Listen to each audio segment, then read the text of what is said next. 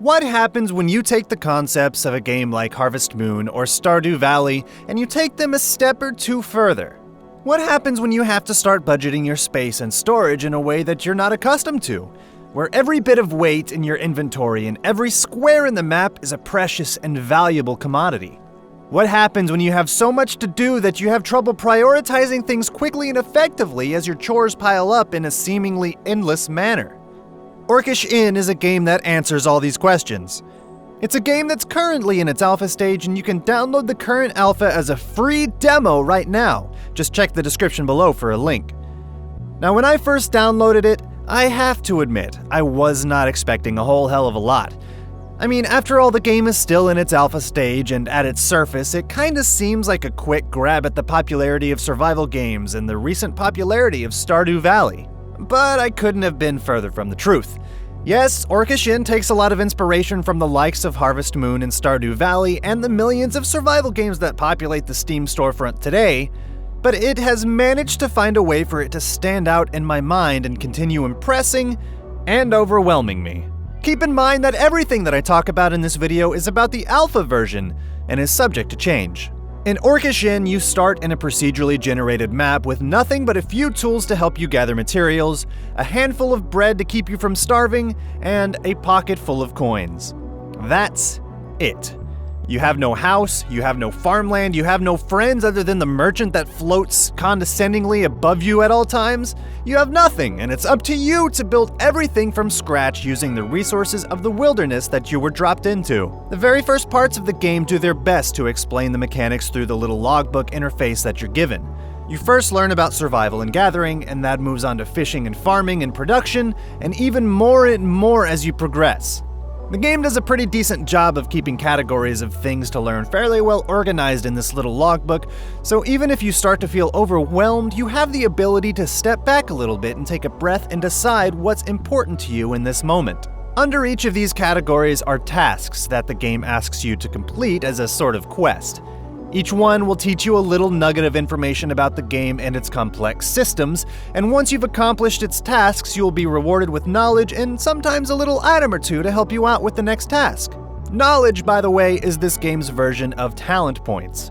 It's a relatively simple system.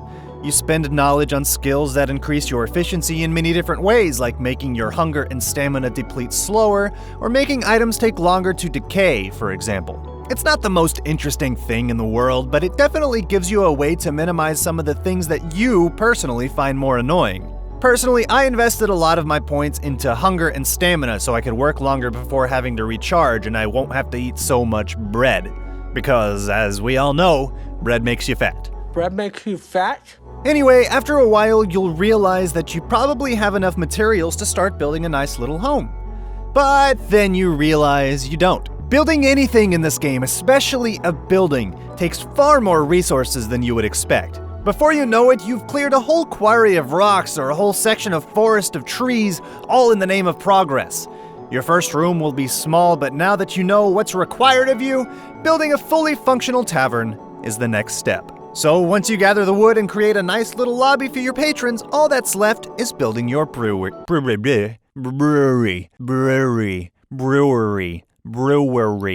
Man, that word's hard to say. But first, you might have realized that I've compared Orcish Inn to the likes of Harvest Moon and Stardew Valley, but I haven't even said a single word about the farming. That's right, like you'd expect from a game like this, you can create a nice little farm for you to grow crops in, but it's not as simple as just dumping seeds in freshly tilled ground and making sure they're watered every day. Each crop has its own set of requirements.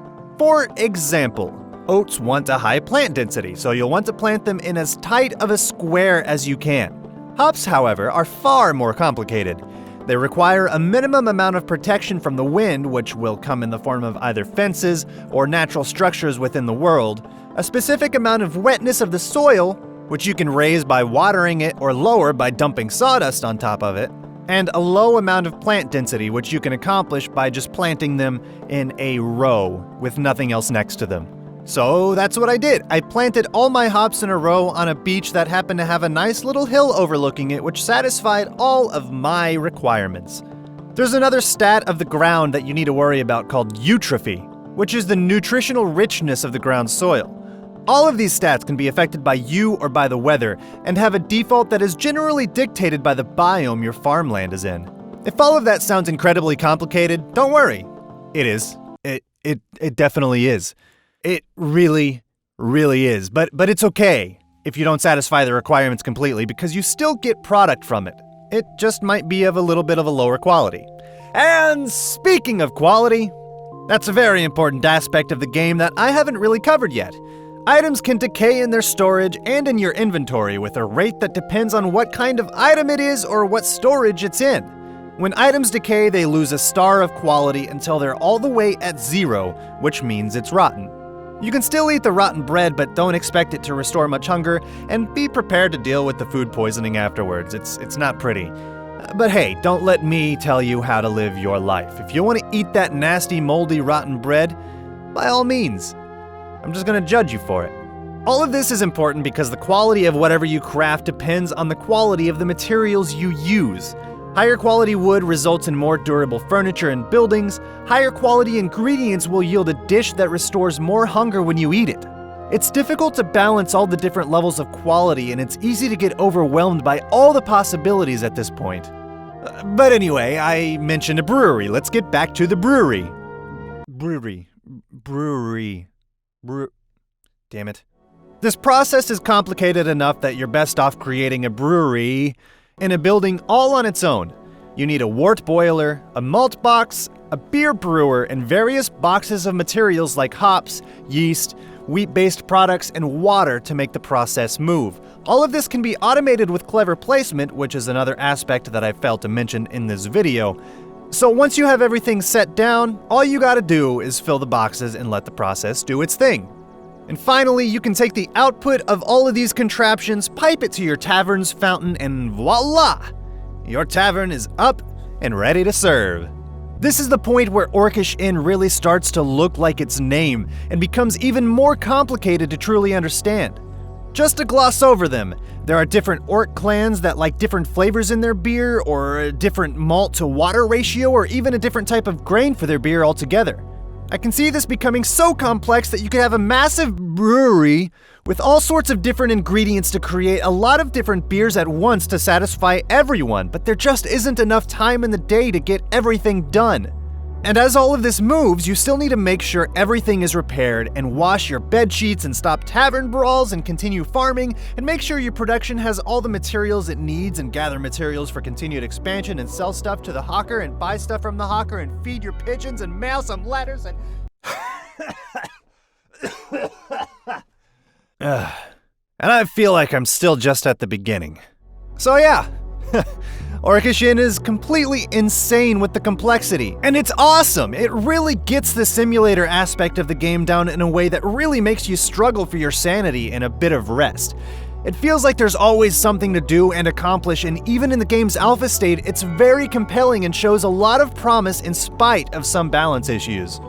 If this is the state of the game in alpha, I can't even imagine what the game will be capable of when it reaches 1.0.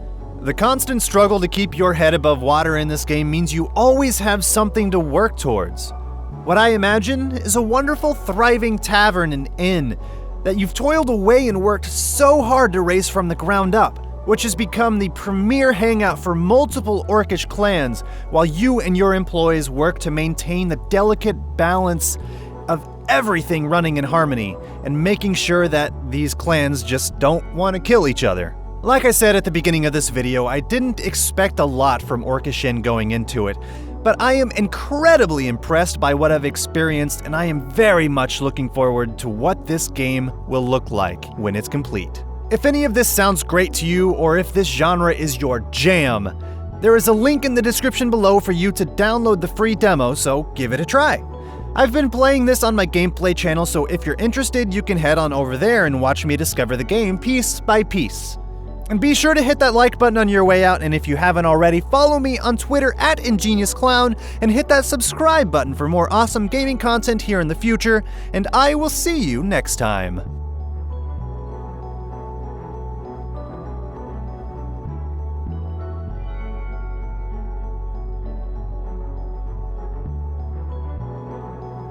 Hops, however, are far...